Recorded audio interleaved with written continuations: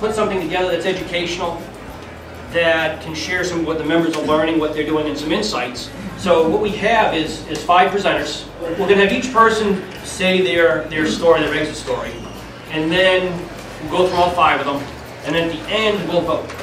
The mother and father wanted to work for 5 or 8 years, figure out a way to transition the business, and because of the benefits, and before they got Medicare and Social Security, and just kind of worked till they're 70. Then we finally came up with a deal that was so awesome. So you have a family that had no clue what was happening, and then what they did is we created that clarity.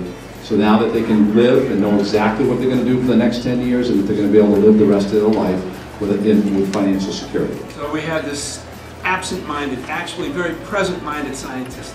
He loved his laboratory. He was a chemist. He invented the most sophisticated advance in semiconductor technology. And he had a promising doctoral student working for him who helped him with things. He had his lab off the side of his office. It was the happiest place he was. It's the only thing he did that made him happy.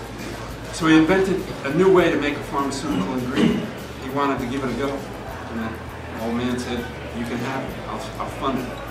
So they started a company. 5 years later, somebody approached them at a trade show, a young doctoral student, and said, "I'll give you $25 million for it." It was a startup company. The perfect succession used. There was an estate plan that turned into a succession meeting that turned into, let's keep this company and sell that company. The company went on the market. There were tax issues, environmental.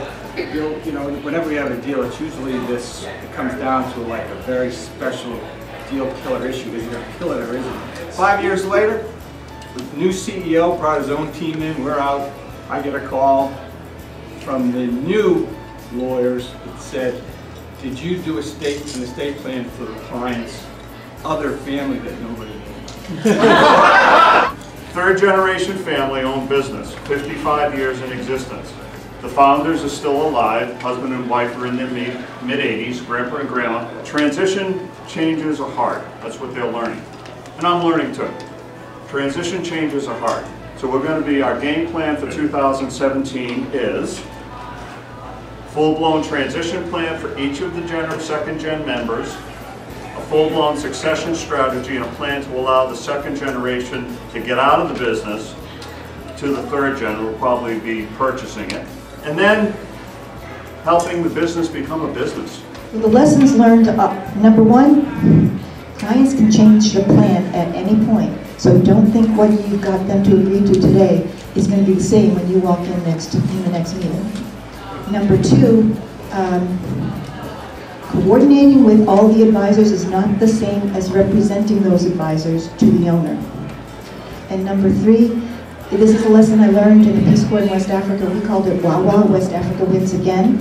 It's That's another story. That's a different, well, the point is, hurry up and wait. You guys all experience it as well. And that we hurry up to hit the client's deadline, and then we have to wait for them to decide on the next move. Right.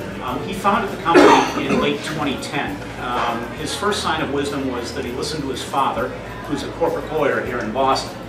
And his dad was aware of Section 1202 of the Internal Revenue Code, which is qualified small business stock. And what he told him, Jack's nodding along here, is if you elect counterintuitively to tax your company as a C Corp rather than an S Corp, you hold the stock for 5 years or more, and you sell it in a stock transaction rather than an asset transaction, a portion of your gain is federally tax-free. It happened that in mid-2010, under the Stimulus Act, under President Obama, the percentage that's federally tax-free of that first $10 million was increased to 100%. So we're now 5.5 years later. He's probably one of the first owners in the country that exited a business through a Section 1202 stock sale and is avoiding $12 million of gains. So his accountant and I all advised him to be ready for the audit next spring.